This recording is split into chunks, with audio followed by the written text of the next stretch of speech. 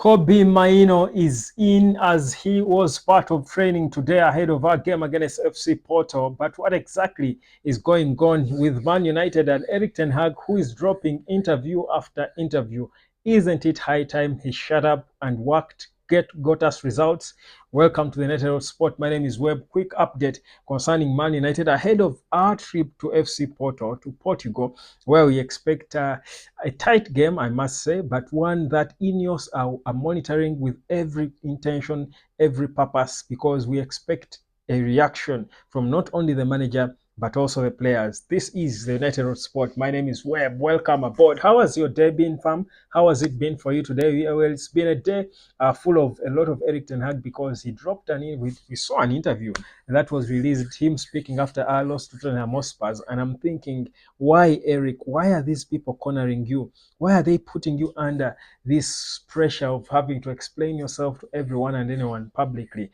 I think at this point, to be honest, people are not interested in whatever Erik ten Hag says. People are interested in results. If results are not coming, he can as well shut up and pack his bags. But so for some reason, the club has decided to take the approach of, of course, Ineos promised to be transparent, and we love transparency, honestly. But I think you also have to have parameters. You need parameters through which you are being transparent. Because if you lose a terrible game against Tottenham the way we did, and you when people are still hurt and complaining, are bitter, you drop an interview from the manager. I don't see how that really helps the process, because by this point I think we've had enough of Erik. We've had a lot of him talking. He has said everything and anything there is to say. He has repeated himself several times. I think there is nothing new he's saying. He's always talking about the process and how him and Ineos are trusting the process, how the players, it's his job to psych the players and organize them to forge a fight back, how he's and they know it will take time to get things right. How this club was so deep when he came. How he has won 8 trophies in the last 6 years or something.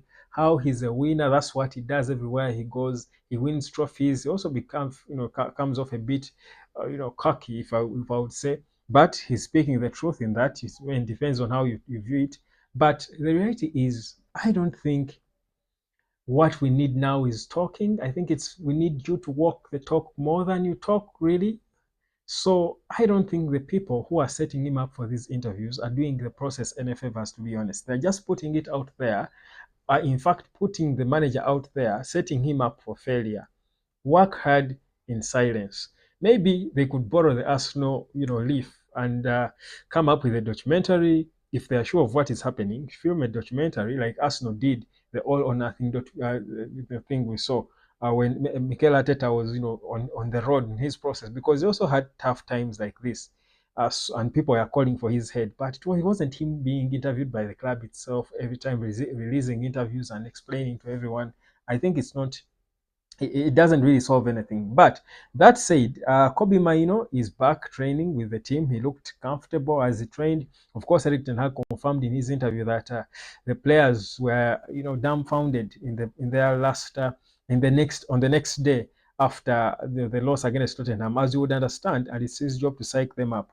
The thing though is, some of these players, I was watching videos from the training, critically trying to read the body language of the players, and I was feeling like these players are even not confident in themselves anymore. I mean, their facial expressions, I tell you guys, I mean, the things we communicate without speaking are always the loudest, the clearest.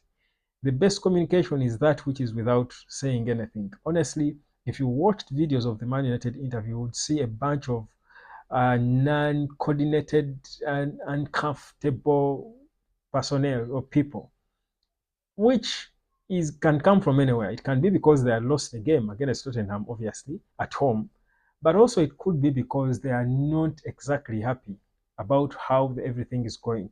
Even Erik ten Hag's body language around the players. He's speaking. I was trapped in a lengthy chat with Lisandro Martinez in the video I saw. You don't see a chemistry. You don't feel or see a chemistry between him and the players. It doesn't look good at all, to be honest. Is it an approach that we think will take us anywhere, having a manager who is not really, you know, in bed. That's a figure of speech with the players. You know, it's a rock and a hard place. It's difficult to say, to be honest, but it is what it is. He's still the manager, and of course, all we've got to do now, our job as the supporters, is to back him. Now, look, going to the game proper, I have been trying to critically think about what the best starting 11 for Man United should be as we go into this game. And honestly, I can't think beyond Bruno being on the bench. That's one. And don't tell me about him being the captain and what. I still insist Bruno needs to rest.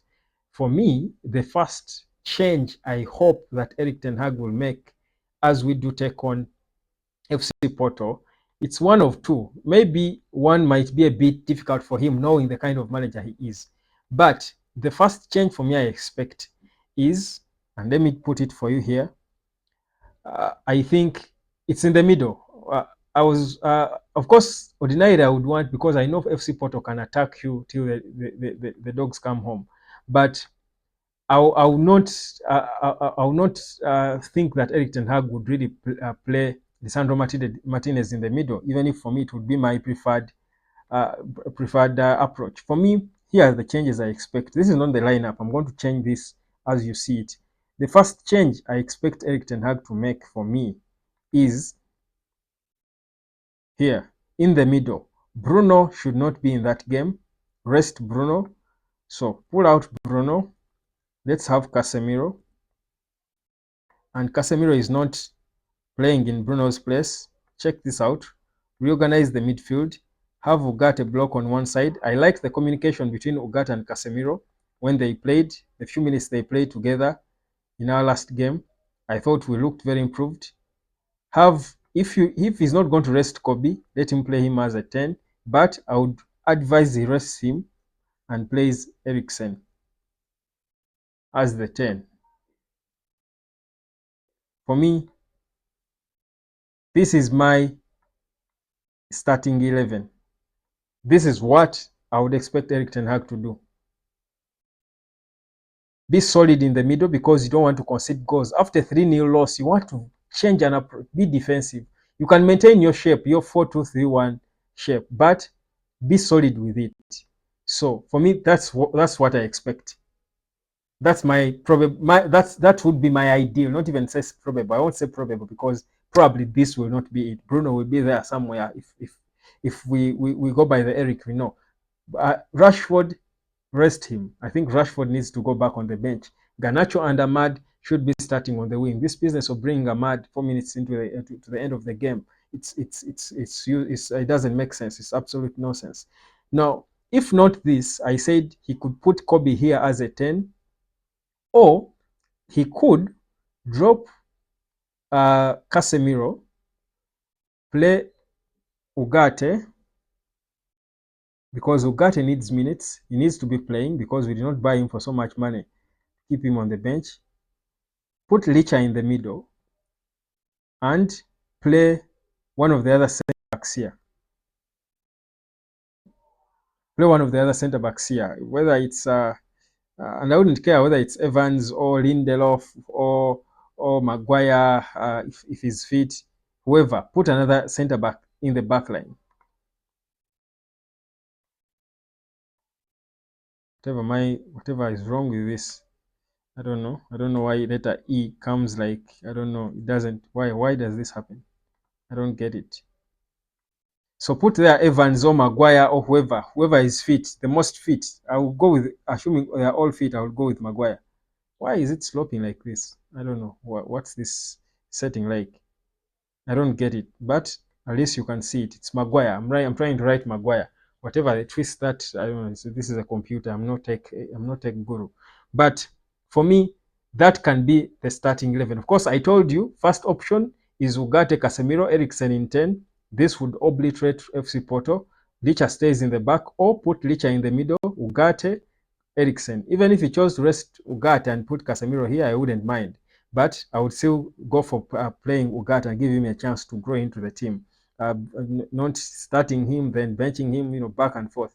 For me, that would be my probable starting 11. That would help us forge a comeback rest this kid. Even if he's available and fit, rest him because he needs it, just as Bruno needs it.